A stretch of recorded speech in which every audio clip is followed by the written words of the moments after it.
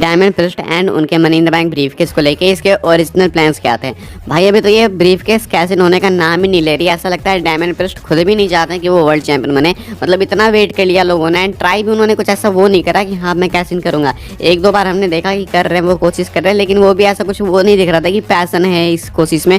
कोई पैसनेट नहीं दिख रहा है वो वर्ल्ड चैंपियन बनने के लिए। अब ऐसे में मनी इन द बैंक कैसे हो तो नहीं रहा, लेकिन क्यों नहीं हो रहा है। अब देखो इसके लिए ओरिजिनल प्लान कुछ ये है ना, निकल के सामने आए थे पहले कि ट्रिपल एच इसको अभी से 3-4 पेपर व्यू पहले ही कैश इन कराने वाले थे, लेकिन उसके बाद उसको डिले करा गया। अगले पेपर व्यू में कराने की बात हुई, फिर उसको डिले करा गया, फिर अगले पेपर व्यू में कराने की बात हुई एंड उसके बाद ऐसे ही कर करके प्लान्स जो हैं शांत बैठ गए। यानी कि ये जो चीज़ हम देख रहे हैं पिछले कुछ टाइम से कि एज स्टार्स के रिटर्न को एडवर्टाइज करके फिर डिले कर दिया गया, पोस्टपोन्ड कर दिया गया। सेमस के साथ भी वही चीज़ हो रही है, रिटर्न उनका अनाउंस करके पोस्टपोन्ड कर दिया जा रहा है। यही same cheese money in the bank brief case के साथ भी हो रही है। Money in the bank brief case को जीता तो दिया डायमंड प्रिस्ट को इन लोगों ने, लेकिन उसके बाद अब कैश इन कहाँ करा जाए वो पता नहीं चल रहा है। एटलीस्ट फेल कैश इन भी कराओ, लेकिन कराओ तो। Money in the bank brief case ढोने का सेंस क्या बनता है। मुझे नहीं लगता कि वैसे भी डायमंड प्रिस्ट का कैश इन सक्सेसफुल होगा, क्योंकि अगर रॉलिंस का अगेंस्ट वो करेंगे तो भी हारने वाले हैं, क्योंकि सीएम पंक वो टाइटल जीतेंगे।